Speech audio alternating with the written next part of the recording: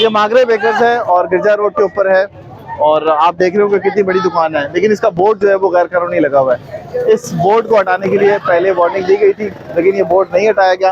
अब यहाँ पर ऑपरेशन किया जा रहा है और इस बोर्ड को हटाया जा रहा है। ये कम से कम 25 से 30 फुट लंबा बोर्ड है जो लगाया गया था यहाँ पे और गैर कानूनी तौर पे लगाया गया था, और इस बोर्ड को हटाने के लिए ऑपरेशन किया जा रहा है।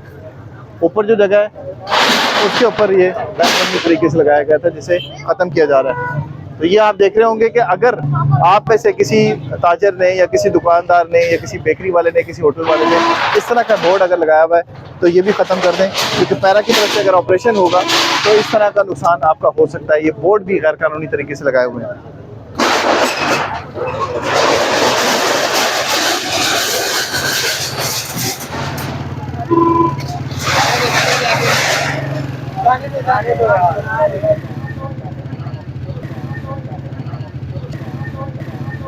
उठा लिया है पैरा के अहकामात के ऊपर यहाँ से बोर्ड, और इंतजामिया को